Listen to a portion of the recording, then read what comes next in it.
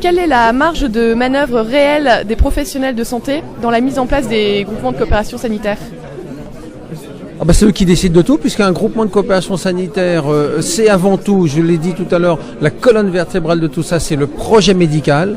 Et dans projet médical de territoire, il y a médical, donc ce sont les médecins. Les médecins et au sens large, les professionnels de santé, les équipes soignantes, les pharmaciens, les médecins, enfin tous les personnels qui concourent à la prise en charge des patients et ou des résidents structurent le groupement de coopération sanitaire. C'est eux qui, en relation avec le CHU, par exemple, le CHU, mettent en place les filières, mettent en place les parcours de soins. Bien évidemment, on est tous autour de la table. Bon, moi, je vérifie que tout ça soit cohérent avec les orientations du SROS, schéma régional d'organisation sanitaire, etc. Mais ils ont un rôle prépondérant. Quand il s'agit de projet médical, c'est les médecins. Les médecins, moi je suis pas. Non, bien sûr, ils sont associés, mais du début jusqu'à la fin de la chaîne, et ils ont un rôle vraiment prépondérant. Au sein du GCS, comment se passe la coordination entre le sanitaire et le médico-social ? Alors, c'est très simple. On met en place des filières de prise en charge avec des passerelles entre des lits d'EHPAD, par exemple, et des services plus d'aigus que l'on a dans notre groupement de coopération sanitaire. On a des plateaux techniques qui sont des plateaux recours aux EHPAD ou aux structures médico-sociales et qui permettent de prendre en charge ces patients-là et bien évidemment après de les remettre dans leur lit, parce que généralement ce qu'on essaye de faire le plus possible, c'est quand on est sur des structures médico-sociales, ce qui est important, c'est la géographie. C'est-à-dire que la personne âgée, elle aime bien être hospitalisée à côté de chez soi, en gros, pour faire simple. Donc ça, voilà, c'est une prise en compte que l'on a, qui nous préoccupe vraiment, premièrement.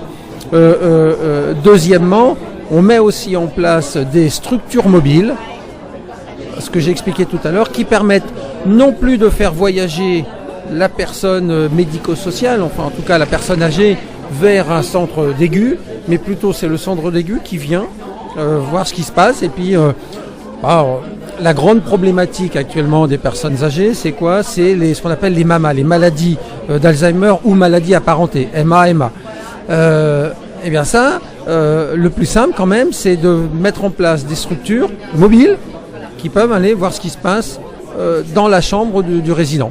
Lors de son discours devant le Conseil économique, social et environnemental la semaine dernière, oui. François Hollande a annoncé une loi de réforme de l'hôpital. Oui. Quelles sont vos appréhensions et vos attentes vis-à-vis de cette loi ? Alors, j'ai déjà un petit peu évoqué le sujet par rapport à la tarification sur les établissements.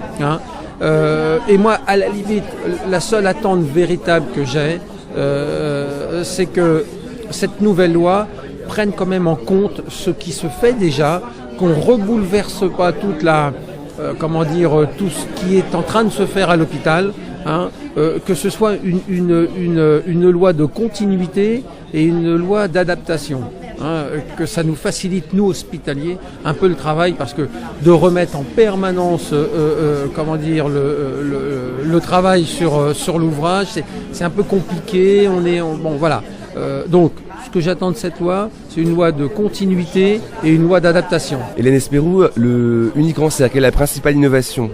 Vraiment, qu'est-ce qui caractérise le plus Unicancer par rapport aux autres structurations ?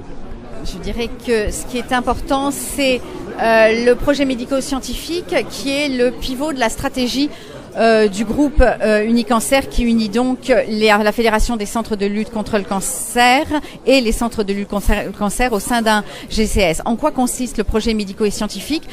Issu des 20 sites, 18 établissements qui constituent la Fédération des centres de lutte contre le cancer, le projet médico-scientifique est l'axe stratégique de développement du groupe. En quoi consiste-t-il ? En 14 axes stratégiques 7 sur la prise en charge innovante, 5 sur la recherche et 2 sur la formation, qui sont autant d'actions réalisées dans les centres de façon exemplaire et qui ont vocation à être mutualisées.